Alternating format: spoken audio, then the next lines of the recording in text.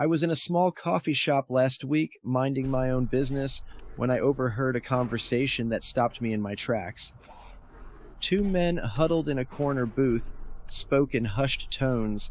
It was a kind of talk that makes your skin tingle, the forbidden kind, the type you only dare speak of in the shadows.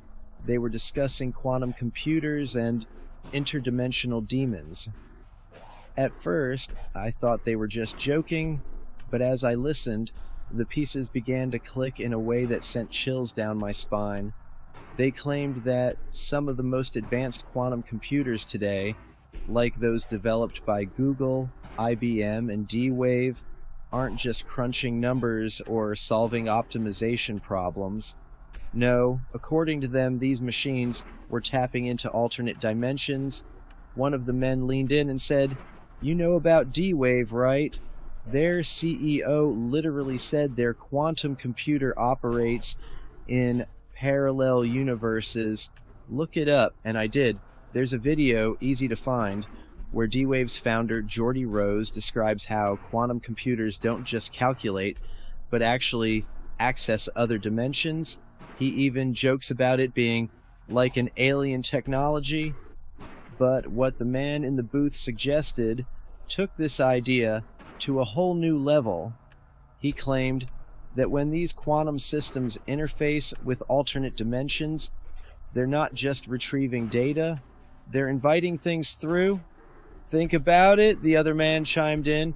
"If they're reaching into these parallel realms, what's to say something doesn't reach back?" Here's where it gets strange. The men referred to an ancient text. I didn't catch the name, but it sounded something like the Chronodex manuscript. According to this text, there are guardians, or watchers, in the fabric of reality, entities whose existence predates our understanding of time and space. These beings supposedly thrive in chaos and feed on entropy, the very disorder quantum computers manipulate. And here's the kicker. These men believe that our cutting-edge quantum computers were unwittingly opening doorways for these entities, what they referred to as chronological demons. One of the men mentioned a report, apparently from 2017, about how certain quantum experiments produced inexplicable time anomalies. "Google it," he said. "There was this thing about particles behaving as if time ran backward for a split second." Sure enough, I later found an article about researchers experimenting with quantum particles appearing to reverse time in a controlled environment.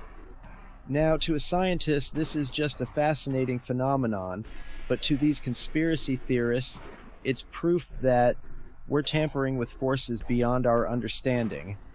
Then the conversation took another twist. They brought up the concept of chronometers that could detect disruptions in the flow of time.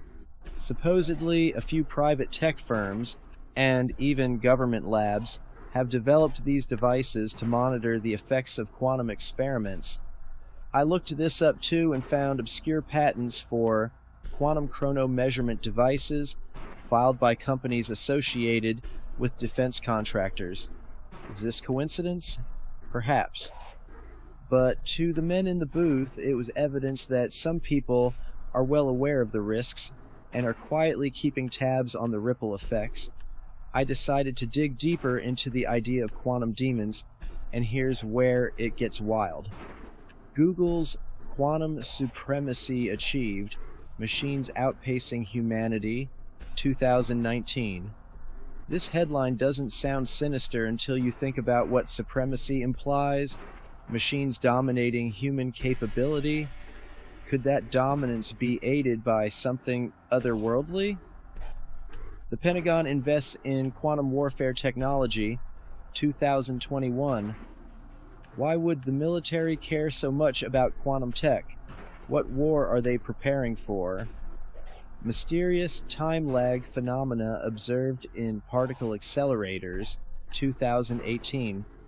This one was buried in a niche science journal, but the article mentioned bizarre discrepancies in time measurements during quantum experiments.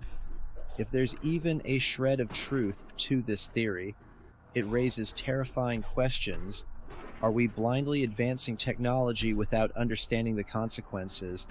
What if these interdimensional demons aren't just folklore, but manifestations of entropy itself, feeding off the very chaos we're generating? The man at the coffee shop summed it up perfectly. We've always thought of demons as metaphors, right? Forces of destruction, entropy, chaos. But what if they're real? What if they've always been there, just waiting for us to give them the tools to break through? I don't know what to believe. On the one hand, it sounds insane. But on the other, doesn't every great conspiracy start that way? And as I walked out of the coffee shop, I couldn't shake the feeling that those men knew more than they let on. Maybe it's all just a wild story, or maybe, just maybe, we're playing with fire in ways we can't even begin to comprehend. How's that for a rabbit hole?